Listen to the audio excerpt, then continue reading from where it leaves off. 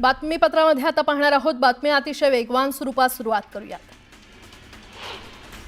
केंद्रीय गृहमंत्री अमित शहा 26 मे रोजी नागपूर दौऱ्यावर असणार आहेत। नागपुरातील नॅशनल कॅन्सर इन्स्टिट्यूटच्या कार्यक्रमाला ते उपस्थित राहणार असून त्यानंतर ते जाहीर सभेसाठी नांदेडला जाणार आहेत। मुंबई सर्वोच्च न्यायालयाच्या आदेशानंतर मुंबई पालिकेच्या निवडणुकीसाठी तयारी सुरू झालेली आहे। मात्र 2022 पूर्वी जी स्थिती होती त्यानुसार निवडणूक घ्यावी असे न्यायालयाचे स्पष्ट निर्देश असल्याने या निवडणुका 2017च्याच प्रभाग रचनेनुसार होणार असल्याचा अंदाज निवडणूक अधिकाऱ्यांनी व्यक्त केला आहे। त्यासाठी आता 227 प्रभागांमध्ये निवडणुकीसाठी तयारी सुरू झाली आहे। कोराडी इथे महिला आर्थिक विकास महामंडळाअंतर्गत सुरू असलेल्या प्रकल्पांना तसंच गारमेंट केंद्राच्या कामाला गती देण्याचे निर्देश महसूल मंत्री आणि नागपूरचे पालकमंत्री चंद्रशेखर बावनकुळे यांनी दिले। तसंच या कामात दिरंगाई झाली तर अधिकाऱ्यांवर कारवाई करण्यात येईल असा इशारा देखील त्यांनी दिलाय। पुण्याचे माजी आमदार रवींद्र धंगेकर यांनी शिवसेनेमध्ये प्रवेश केल्यानंतर त्यांची पुणे महानगर प्रमुखपदी नियुक्ती करून राजकीय पुनर्वसन करण्यात आलेलं आहे। नाशिक ठाण्याच्या धर्तीवर पुण्यातही महानगर प्रमुखपद निर्माण करण्यात आलेलं आहे। गृहराज्यमंत्री योगेश कदम यांनी मुंबई मेट्रोने प्रवास केलेला आहे। मुंबईमध्ये मंगळवारी रात्री अचानक सुरू झालेल्या पावसामुळे शहरातील रस्त्यांवर मोठ्या प्रमाणात वाहतूक कोंडी झाली होती आणि यामुळे वेळ वाचवण्यासाठी आणि प्रवास अधिक सुलभ करण्यासाठी त्यांनी मेट्रोने प्रवास केला। यावेळी त्यांनी मेट्रोच्या नियोजनाचं कौतुक केलं। महाराष्ट्रातील जनतेला उष्णतेचा सर्वाधिक धोका बसल्याची आकडेवारी समोर आलेली आहे। त्यातून 75% जिल्हे हे हाय रिस्क मध्ये आहेत असं एका अभ्यासातून समोर आलंय। नागपूर बिलासपूर मार्गावर रेल्वेने प्रवास करणाऱ्या प्रवाशांची संख्या मोठ्या प्रमाणात वाढल्याने रेल्वे प्रशासनाला चांगलाच हुरूप आलाय। या पार्श्वभूमीवर वंदे भारत एक्सप्रेसच्या संरचनेत बदल करून या ट्रेनला आणखी 8 कोच जोडण्याचा निर्णय रेल्वे प्रशासनाने घेतलाय। पंतप्रधान नरेंद्र मोदी 22 मे रोजी देशभरातील 103 पुनर्विकसित रेल्वे स्थानकांचं व्हर्च्युअल उद्घाटन करणार आहेत। मध्य रेल्वेच्या ज्या 12 स्थानकांचं उद्घाटन होणार आहे त्यात मुंबई विभागातील चिंचपोकळी, परळ, वडाळा रोड आणि माटुंगा यांचा समावेश आहे। पालघरला नवं उपप्रादेशिक परिवहन कार्यालय मंजूर झालं असून आता पालघर जिल्ह्याला MH60 ही नवीन परिवहन ओळख मिळालेली आहे अशी माहिती परिवहन मंत्री प्रताप सरनाईक यांनी दिली आहे। मावळ तालुक्याला पावसाने अक्षरशः झोडपून काढलंय। वळवाच्या पावसामुळे अनेक भागात पाणी साचलं होतं आणि या साचलेल्या पाण्यातून वाहन चालवताना चालकांना मोठी कसरत करावी लागत होती। मान्सूनपूर्व पावसाने अलिबागला देखील झोडपून काढलंय। शहरात अनेक ठिकाणी पाणी साचलं होतं, यामुळे नागरिकांना मनस्ताप सहन करावा लागला। धाराशिवमध्ये काल रात्री मुसळधार पावसाने हजेरी लावली। जिल्ह्यात रात्रभर झालेल्या पावसामुळे अनेक घरांचं मोठं नुकसान झालंय। मुसळधार पावसाबरोबरच वादळी वाऱ्यामुळे या ठिकाणी जनजीवन विस्कळीत झालंय। सातारा जिल्ह्यात अवकाळी पावसाने थैमान घातलं। अचानक आलेल्या पावसाने नागरिकांची धांदल उडाली। कास यवतेश्वर रस्त्यावर मोबाईल टॉवर कोसळल्याने 4 ते 5 वाहनांचं नुकसान झालं तर 2 जण जखमी झाले।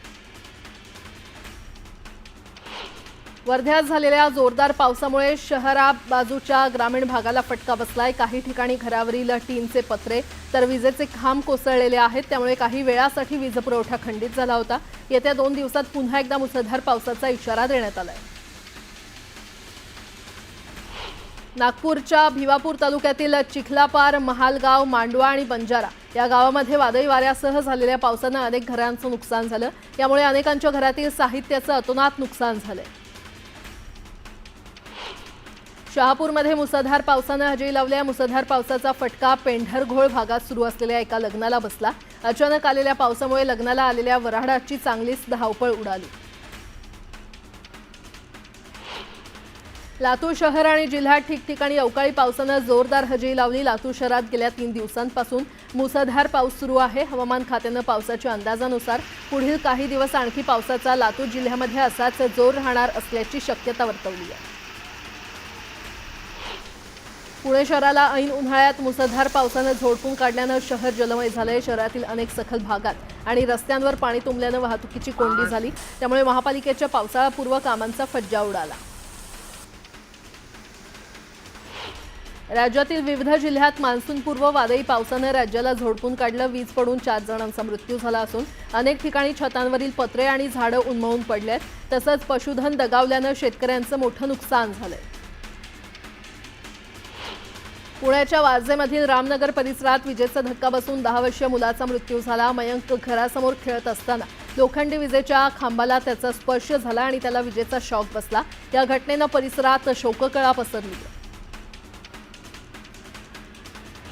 संभाव्य पूर परिस्थितीच्या अनुषंगानं संबंधित विभागांनी गाव पातळीवर सूक्ष्म नियोजन करा, अद्ययावत आपत्ती व्यवस्थापन आराखडे तयार ठेवा, अशा सूचना सांगलीचे जिल्हाधिकारी अशोक काकडे यांनी संबंधित प्रशासनाला दिल्या. पुण्याला मध्यरात्री मुसळधार पावसानं झोडपून काढलं. शहरात ठिकठिकाणी झालेल्या मुसळधार पावसामुळे पुणेकरांची चांगलीच तारांबळ उडाली होती. वादळी वाऱ्यासह झालेल्या पावसामुळे अनेक ठिकाणी वीज पुरवठा खंडित झाला होता. कर्नाटक किनारपट्टीपासून पूर्व मध्य अरबी समुद्रात बुधवारी चक्रीवादळ निर्माण होण्याची शक्यता आहे आणि त्यामुळे आजपासून 25 मे दरम्यान मुंबई आणि दक्षिण कोकण आणि मध्य महाराष्ट्रात वादळी वाऱ्यासह मुसळधार पावसाचा इशारा मुंबई प्रादेशिक हवामान खात्यानं दिला आहे. नैऋत्य मोसमी वाऱ्यांचा प्रवास यंदा वेगानं सुरू आहे. मान्सूनचे प्रवाह बळकट झाल्यानं रविवारपर्यंत मान्सून केरळमध्ये धडकण्याची शक्यता हवामान खात्यानं वर्तवली आहे. दरम्यान मान्सूनची सोमवारपर्यंत झालेली वाटचाल मंगळवारी कायम होती. अरबी समुद्रात आजपासून कमी दाबाचा पट्टा तयार होण्याचा अंदाज हवामान खात्यानं वर्तवलाय. 24 मे पर्यंत तो अधिक तीव्र होऊन उत्तरेकडे सरकू शकतो. अरबी समुद्र खवळलेला राहण्याची शक्यता असून 21 ते 24 मे दरम्यान मच्छीमारांना सतर्कतेचं आवाहन करण्यात आलंय. कफ परेड ते आरे या मुंबईतील पहिल्या भुयारी मेट्रो 3 मार्गिकेचा दुसरा टप्पा सुरू झाल्यावर मेट्रो मार्गिकेवरील प्रवासी संख्या हळूहळू वाढू लागली आहे. पहिल्या 10 दिवसात या मेट्रो मार्गिकेवरून तब्बल 4,70,000 प्रवाशांनी प्रवास केलाय.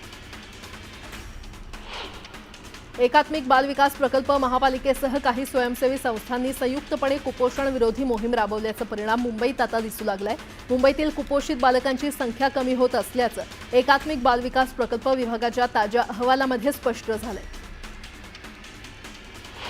नवी मुंबईतील समग्र शिक्षा अभियानांतर्गत तालुक्यातील जिल्हा परिषद, महानगरपालिका आणि अनुदानित शाळांमधील 53,000 विद्यार्थ्यांना मोफत पुस्तकं मिळणार आहेत. ही पाठ्यपुस्तकं शाळेच्या पहिल्या दिवशी मिळावीत म्हणून शिक्षण विभागाच्या वतीनं नियोजन करण्यात आलंय. भारत पाकिस्तानमधील तणावाचा फटका सुका मेव्याला बसलेला आहे. पाकिस्तान तुर्कीद्वारे भारतात येणाऱ्या सुक्या मेव्याच्या किमतींमध्ये 10 ते 15% वाढ झाली आहे. भारत पाकिस्तानमधील संघर्षादरम्यान सुरक्षेच्या कारणास्तव सिद्धिविनायक मंदिरात पूजा साहित्य घेऊन जाण्यास घालण्यात आलेली बंदी उठवण्यात आली आहे. सिद्धिविनायक मंदिरात हार, पेढे नेण्यास आता परवानगी आहे. नारळ नेण्यास मात्र काही दिवस बंदी असेल. यंदाच्या पावसाळ्यात देखील मुंबईतील रेल्वे रुळांवर पाणी साचून लोकल प्रवास वारंवार कोलमडण्याची चिन्ह आहेत. पूरसदृश परिस्थिती उद्भवणाऱ्या भागात पाणी साठवून ठेवण्यासाठी टाक्या उभारणीचा प्रस्ताव अभ्यासाच्या प्राथमिक टप्प्यावर रेंगाळलेला आहे. तर प्रकल्पाच्या अभ्यासासाठी कोणत्या संस्थेला नियुक्त करायचं याचा निर्णय अद्याप बाकी आहे.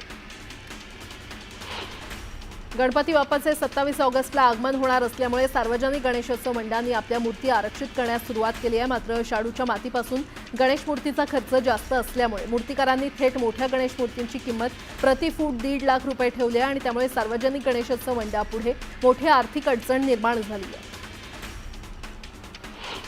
पवई तलावाच्या पर्यावरण आणि जैवविविधता संवर्धनासाठी मुंबई महापालिकेच्या वतीनं कायमस्वरूपी तोडगा काढण्यासाठी तलावात सोडण्यात येणारं सांडपाणी इतरत्र वळवणं आणि सांडपाणी प्रक्रिया केंद्र उभारण्याचा निर्णय घेतला. यासाठी स्वतंत्रपणे 2 निविदा काढण्यात आल्या असून याचं काम अंतिम टप्प्यात आहे.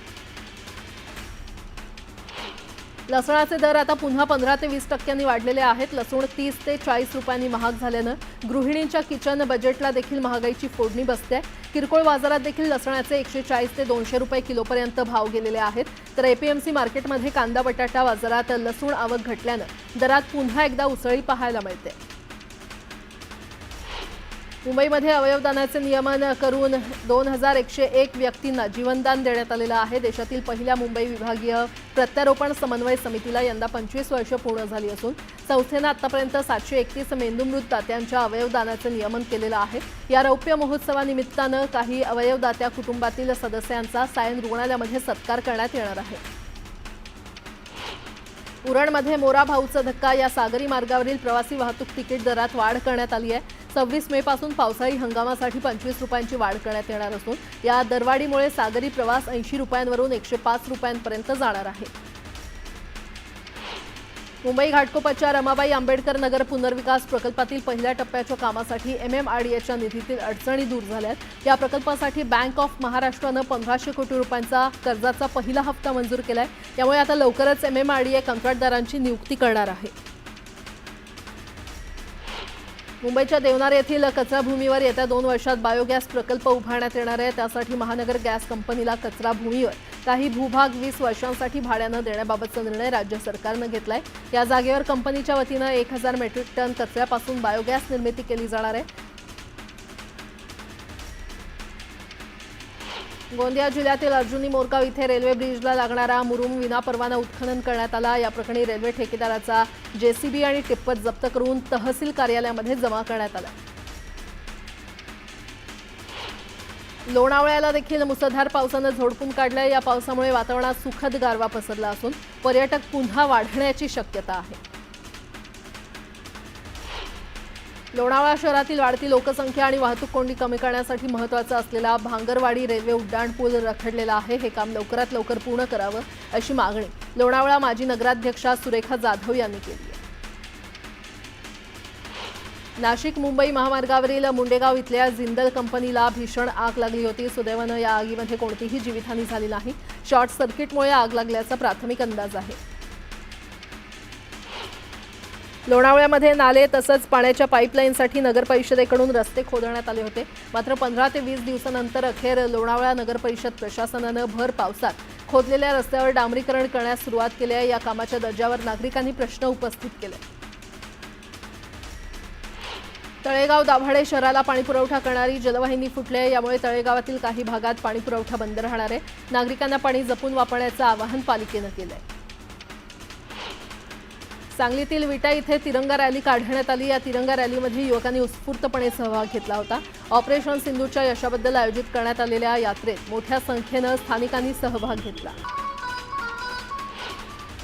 उजनी ते सोलापूर दुहेरी जलवाहिनीच्या कामाची चाचणी घेण्यात येते। यामध्ये वरवडे टोल नाक्यापर्यंत पाणी पोहोचलं। पंपगृहातील सर्व 6 पंपांची प्राथमिक पाणी उपशाची चाचणी यशस्वी झाली। धाराशिव जिल्ह्यातील लोहारा नगरपंचायतीच्या घनकचरा प्रकल्पाबाबत ठाकरे शिवसेना आक्रमक झाले। नियम धाब्यावर बसवून प्रशासनानं प्रकल्प उभा केल्याचा आरोप केला। या प्रकरणी बेमुदत उपोषण करण्यात येत आहे।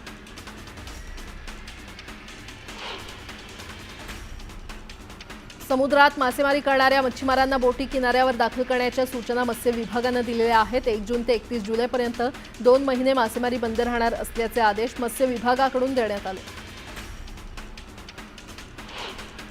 बीड जिल्ह्यामध्ये पुन्हा अपहरण करून अमानुष मारहाण केल्याची धक्कादायक घटना समोर आली आहे। जीवनापूरमधील अप्पा राठोड या व्यक्तीचं अपहरण करून त्याला 7 तास मारहाण करण्यात आली। जखमीच्या डोक्यात 60 टाके पडले असून अंगावर सर्वत्र व्रण उमटलेले आहे।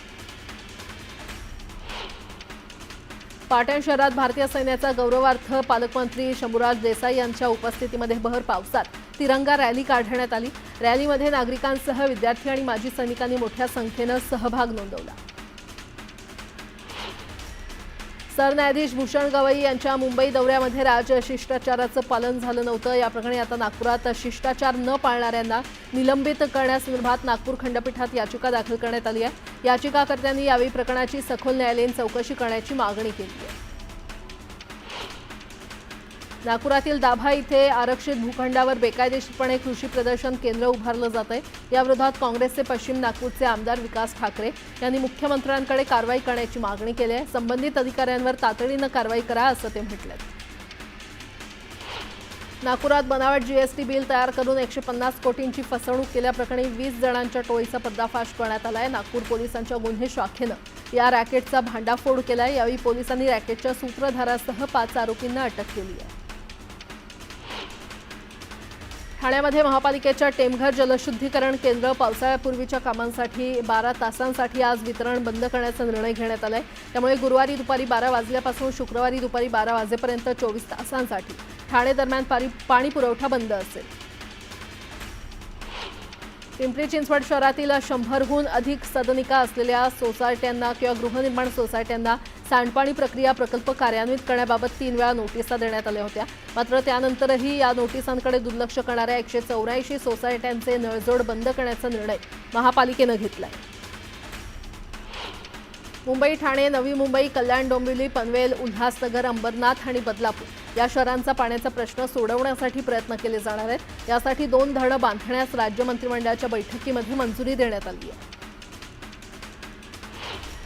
ठाण्याच्या म्हाडावासियांना तब्बल 20 वर्षांनंतर पाणीपट्टीसह दंडाच्या नोटिसा म्हाडा प्रशासनाने बजावल्यात। देयकासह दंडाची रक्कम भरली नाही तर कारवाई करण्याचा इशारा प्रशासनाने दिलाय। तर या कारवाईच्या भीतीमुळे नागरिकांमध्ये अस्वस्थता पसरली असून त्याच्या मदतीसाठी सत्ताधारी पक्षाचे नेते पुढे सरसावले। जलसंपदा विभागाच्या रखडलेल्या प्रकल्पांना सुधारित प्रशासकीय मान्यता देण्याचा सपाटा सुरूच आहे। राज्य मंत्रिमंडळाच्या बैठकीत 18,618 कोटींच्या 4 कामांना सुधारित प्रशासकीय मान्यता देण्यात आलेली आहे। यामध्ये धुळे आणि सिंधुदुर्ग जिल्ह्यातील प्रत्येकी 1 आणि रायगड जिल्ह्यातील 2 कामांचा समावेश आहे। राज्यात ॲप आधारित प्रवासी सेवेमध्ये विनाकारण फेरी रद्द करणाऱ्या चालकाला एकूण भाड्याच्या 10% किंवा 100 रुपये दंड आकारण्याची तरतूद करण्यात आली आहे। त्याचबरोबर काहीही कारण न देता प्रवाशानं ही फेरी रद्द केल्यास त्यांनाही 5% किंवा 50 रुपये दंड आकारण्याची तरतूद धोरणात करण्यात आलेली आहे। जून महिन्याच्या पहिल्याच आठवड्यात मुंबईत पाऊस दाखल होणार असल्यामुळे पावसाळ्यासाठी मुंबई महापालिकेची सर्व यंत्रणा सज्ज झाली आहे। दरड पडणे, इमारती दुर्घटना यासारख्या घटनांमध्ये बचाव आणि मदत कार्यासाठी मुंबई अग्निशमन दलाबरोबरच NDRFचं पथक मुंबईसह पूर्व आणि पश्चिम उपनगरांमध्ये तैनात ठेवण्यात येणार आहे। उद्योग विभागातील धोरण कालावधी संपुष्टात आल्यामुळे प्रलंबित असलेल्या 325 प्रस्तावांना मंगळवारी मंत्रिमंडळाच्या बैठकीत मंजुरी देण्यात आली। या प्रस्तावांना मंजुरी दिल्यामुळे 1,655.96 कोटी रुपयांची गुंतवणूक आणि 93,317 रोजगार निर्मिती होण्याची शक्यता आहे। शैक्षणिक वर्ष 2025-26 साठी 3 वर्ष कालावधीच्या पूर्णवेळ पोस्ट SSC पदविका अभियांत्रिकी आणि तंत्रज्ञान आणि वास्तुकला अभ्यासक्रमाच्या प्रथम वर्षाच्या प्रवेश प्रक्रियेसाठी ऑनलाईन अर्ज नोंदणीचे वेळापत्रक जाहीर करण्यात आले। विद्यार्थ्यांना 16 जूनपर्यंत ऑनलाईन पद्धतीने अर्ज करता येणार आहे।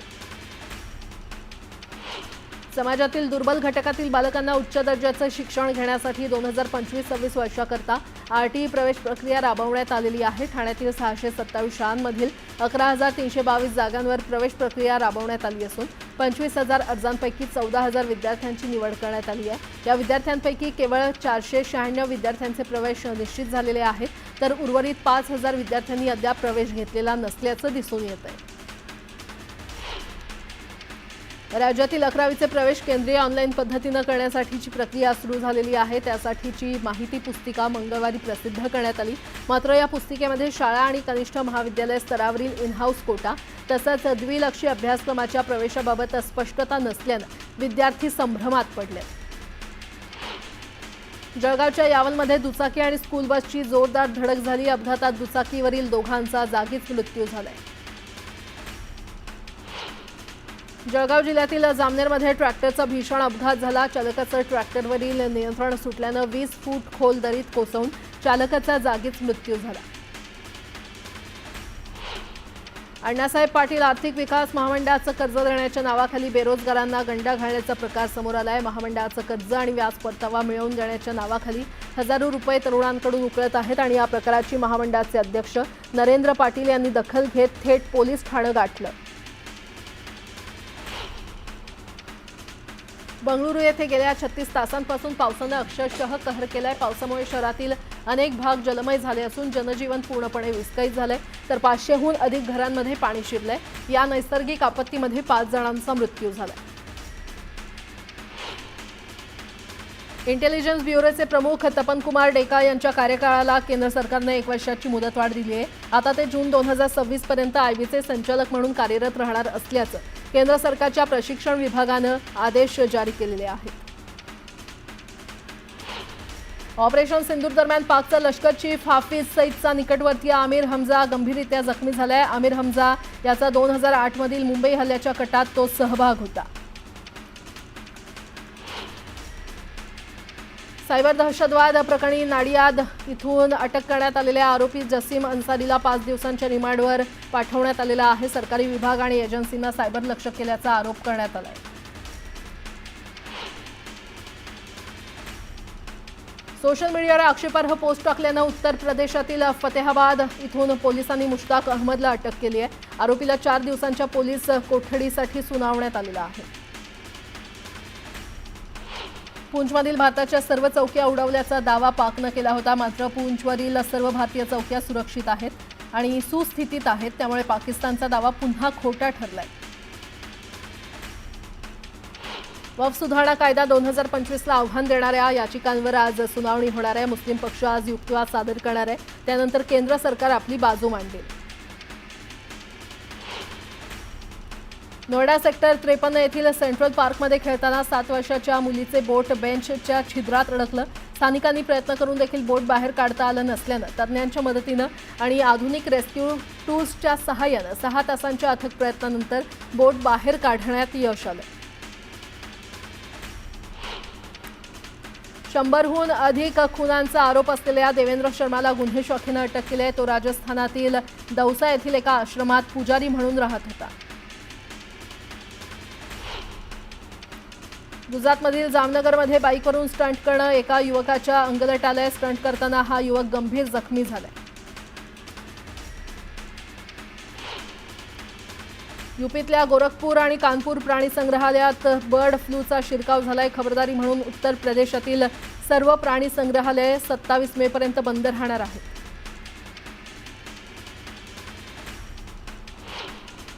मध्य प्रदेशातील सिहोरमध्ये हिट अँड रनचा थरार पाहायला मिळाला।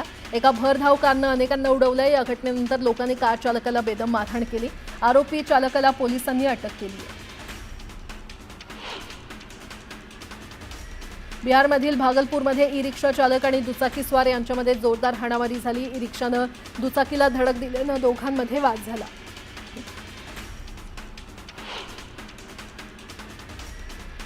पटनामध्ये जमिनीच्या वादातून 2 गटात काठ्या आणि रॉडनं हाणामारी झाली आहे। या हाणामारीमध्ये अनेक जण जखमी झाले असून या घटनेचा संपूर्ण व्हिडिओ व्हायरल झालाय।